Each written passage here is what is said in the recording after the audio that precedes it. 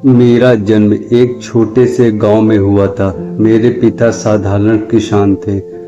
हमारे पास थोड़ी सी जमीन थी, लेकिन मेहनत बहुत थी। माँ सुबह से शाम तक घर और खेत दोनों संभालती थी। गरीबी थी, मगर मन में संतोष था। उसके चेहरे पर बचपन की हल्की मुस्कान उभरी। मुझे पढ़ने का बहुत शौक था। गांव के मास्टर भी कहते थे कि यह लड़की बहुत तेज है। पिता अक्सर कहते थे, मेरी बेटी पढ़ लिख कर बड़ा नाम करेगी। तब मुझे लगता था कि दुनिया बहुत सुंदर है, लेकिन अगले ही पल उसकी मुस्कान गायब हो गई। फिर एक सांस लेकर उसने कहा, खेत सूख गए, घर में अनाज खत्म होने लगा। पिता ने साहूकार से कर्ज लिया। उन्हें उम्मीद थी कि अगले साल फसल अच्छी होगी, लेकिन किस्मत को कुछ और ही मंजूर था। वह कुछ क्षण चुप रही। एक दिन पिता खेत से लौटते समय बीमार पड़ गए। इलाज के पैसे नहीं थे। गांव के वैद्य ने दवा दी, लेकिन बीमारी बढ़ती गई। कुछ ही दिनों में वे हमें छोड़कर चले गए। यह कहते हुए उसकी आवाज भर आई। पिता की चिता की आग अभी ठंडी भी नहीं हुई थी कि साहूकार घर पहुंच गया। उसने कर्ज लौटाने की मांग की। माँ ने हाथ जोड़कर समय मांगा, लेकिन उसे दया नहीं आई। अमृत ध्यान से सुनना था। माँ दिन रात मजदूरी करने लगी। मैं भी उसके साथ खेत में जाती, लेकिन जितना कमाते उससे घर का खर्च ही मुश्किल से चलता। कर्ज कहाँ से उतरता। सुमन की आंख नम हो गई। तभी गांव में एक औरत आई। उसने माँ से कहा, मैं शहर में बड़े घरों में काम दिलवा दूंगी। लड़की को अच्छा खाना मिलेगा, कपड़े मिलेंगे और हर महीने पैसे भी भेज दूंगी। माँ पहले तैयार नहीं हुई, लेकिन भूखा इंसान से वह फैसला करवा देती है जो वह कभी नहीं करना चाहता। जिस दिन मैं गांव से निकली, माँ मुझे सीने से लगाकर बहुत रोई थी। उन्होंने मेरे माथे को चूमकर कहा था, बेटी जहाँ भी रहना, अपना सम्मान कभी मत खोना। यह कहते ही सुमन फूट फूट कर रो पड़ी। काश उन्हें पता होता कि जिस रास्ते पे वह मुझे भेज रही हैं, उसके अंत में सम्मान नहीं, केवल अंधेरा था। अमृत की आंखें भी भर आईं। कुछ देर बाद सुमन ने स्वयं को संभाला। शहर पहुंचने के बाद मुझे एक बड़े मकान में रखा गया। शुरू के 2 दिन सब ठीक रहा। फिर तीसरे दिन मुझे महसूस हुआ कि मैं किसी घर में काम करने नहीं, बल्कि बेच दी गई हूँ। उसके शब्द कांप रहे थे। मैंने बहुत विरोध किया, भागने की कोशिश भी की, रोई चिल्लाई, हाथ जोड़कर विनती की, लेकिन मेरी आवाज़ सुनने वाला कोई नहीं था। उस दिन पहली बार मुझे समझ आया कि गरीबी और गरीब की बेटी का दर्द किसी को दिखाई नहीं देता। कमरे में फिर सन्नाटा छा गया। बाहर गली में लोग हंस रहे थे, लेकिन भीतर एक मासूम बचपन की मृत्यु की कहानी सुनाई जा रही थी। सुमन बोली, कई दिनों तक मैंने खाना नहीं खाया। सोचती थी कि मर जाऊंगी तो सब खत्म हो जाएगा, लेकिन मौत भी शायद मुझ पर तरस नहीं खा रही थी। धीरे धीरे शरीर कमजोर पड़ने लगा। तब वहाँ एक बूढ़ी औरत मेरे पास आई। उसने कहा, बेटी यहाँ रोने से कुछ नहीं होगा, जीना सीख ले। दुनिया तुझे दोष देगी, लेकिन तेरी मजबूरी कोई नहीं समझेगा। मैंने उससे पूछा, क्या यहाँ से निकलने का कोई रास्ता नहीं है? वह बूढ़ी औरत केवल मुस्कुराई। उसकी आंखों में ऐसा दर्द था मानो वह भी कभी यही प्रश्न पूछ चुकी हो। उस दिन समझ गई कि इस दुनिया में आना आसान है, लेकिन निकलना लगभग असंभव। सुमन ने खिड़की से बाहर देखा। फिर मैंने एक निर्णय लिया, यदि भाग नहीं सकती तो कम से कम अपने भीतर के इंसान को मरने नहीं दूंगी। इसलिए जो भी गरीब, भूखा या बेसहारा मेरे दरवाजे पे आता, मैं उसकी मदद करती। शायद उसी से मुझे लगता था कि मैं अब भी पूरी तरह। अमृत ने पहली बार धीरे से कहा, सुमन तुम्हारा अपराध केवल इतना है कि तुम गलत लोगों के हाथ पड़ गई। सुमन ने हल्की मुस्कान के साथ उत्तर दिया, समाज ऐसा नहीं सोचता। यहाँ लोग कहानी नहीं, केवल परिणाम देखते हैं। अमृत कुछ देर तक चुप रहा, फिर उसने दृढ़ स्वर में कहा, लेकिन हर कहानी का अंत वही नहीं होता जो लोग तय कर दें। सुमन ने आश्चर्य से उसकी ओर देखा। अमृत की आंखों में पहली बार एक संकल्प दिखाई दे रहा था। ऐसा लग रहा था कि वह केवल उसकी कहानी सुनने नहीं आया था, बल्कि शायद उसके जीवन को दिशा बदलने आया था। सुमन अभी यह नहीं जानती थी कि आने वाले दिनों में उसे एक ऐसे प्रस्ताव मिलने वाला है जो उसकी पूरी जिंदगी बदल सकता था। लेकिन उस प्रस्ताव के साथ समाज की सबसे कठिन परीक्षा भी उसका इंतजार कर रही थी।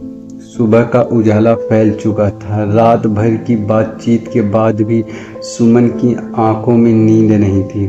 उसके मन में पहली बार एक नई उम्मीद जन्मी थी।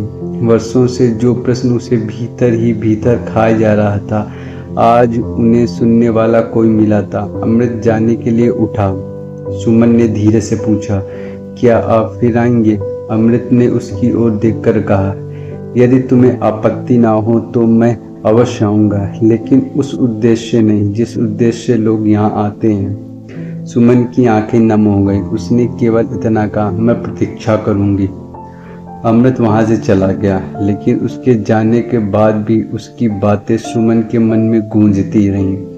अगले कुछ दिनों तक अमृत रोज आता रहा। वह कभी कोई पुस्तक लेकर आता, कभी अखबार, तो कभी किसी महान व्यक्ति के जीवन की प्रेरणादायक बातें सुनाता। दोनों घंटों तक चर्चा करते। सुमन को पहली बार महसूस हुआ कि उसके भीतर अब भी सीखने और आगे बढ़ने की इच्छा जीत है।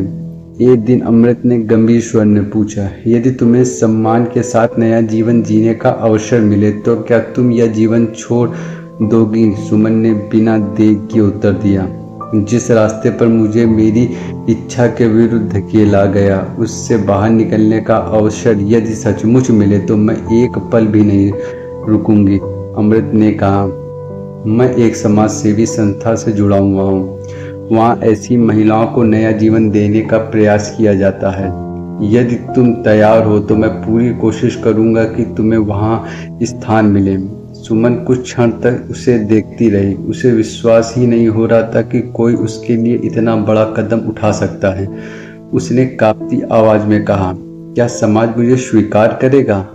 अमृत मुस्कुराया और बोला, समाज बदलने में समय लगता है, लेकिन एक इंसान का जीवन बचाना उससे कहीं अधिक जरूरी है। इसी बीच कोठे की मालकिन को दोनों की बातचीत का पता चल गया। वह क्रोध में कमरे में प्रवेश गई। वह क्रोध में कमरे के भीतर आ गई। उसने कठोर स्वर में कहा, बहुत सपने दिखने लगी हो, यहाँ से कोई अपनी मर्जी से नहीं जाता। सुमन ने पहली बार बिना डरे उत्तर दिया, जिस जीवन को मैंने कभी चुना ही नहीं, उसे छोड़ने का अधिकार तो मेरा है। मालकिन व्यंग से हंसी, बाहर की दुनिया तुझे अपनाएगी, लोग तेरे अतीत को भूल जाएंगे, सम्मान मांगने से नहीं मिलता। सुमन चुप रही, लेकिन इस बार उसकी चुप्पी डर की नहीं, साहस की थी। उधर अमृत ने अपने प्रस्ताव शुरू कर दिया। उसने संस्था के लोगों से बातचीत की। कुछ समाज सेवक तैयार हो गए, लेकिन कई लोगों ने विरोध किया। किसी ने कहा, ऐसी औरतों के लिए मेहनत करने से क्या लाभ? अमृत ने शांत स्वर में उत्तर दिया, गलती उसकी नहीं, उन परिस्थितियों की है जिन्होंने उसका जीवन छीन लिया। यदि समाज गिरने वालों को उठाना नहीं सीखेगा तो सुधार की बातें भाषण बनकर रह जाएंगी। कई दिनों की कोशिश के बाद संस्था की 2 महिलाएं उस कोठे पर पहुंची। कानूनी प्रक्रिया शुरू हुई, बहस हुई, धमकियां मिली, लेकिन अंततः सुमन को वहां से बाहर निकलने की अनुमति मिल गई।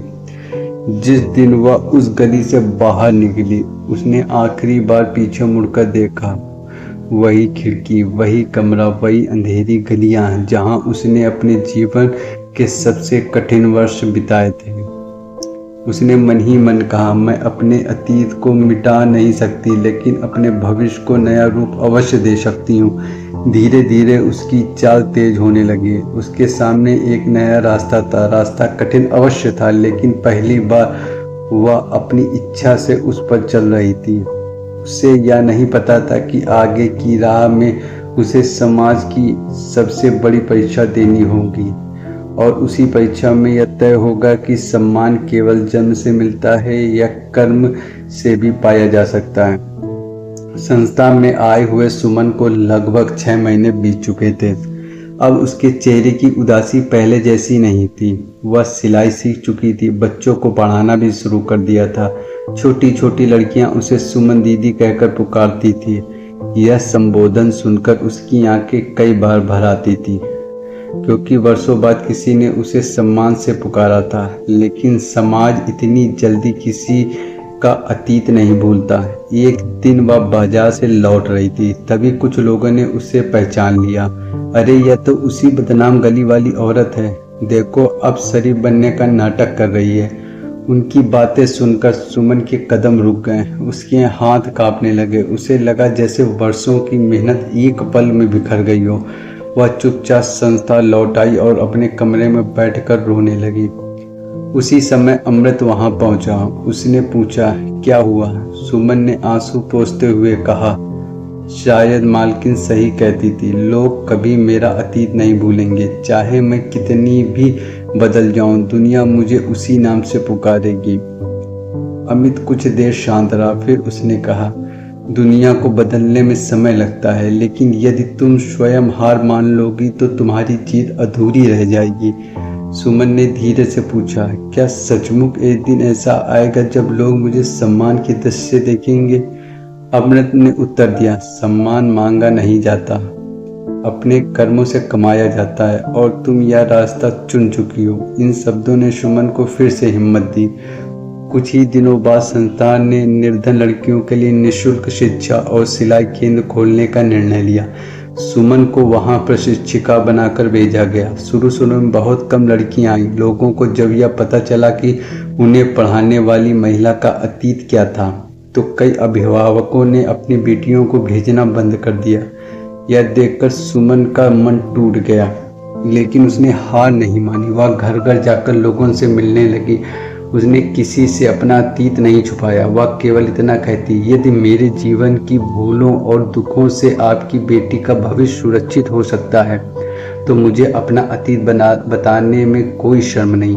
धीरे धीरे लोगों का दृष्टिकोण बदलने लगा।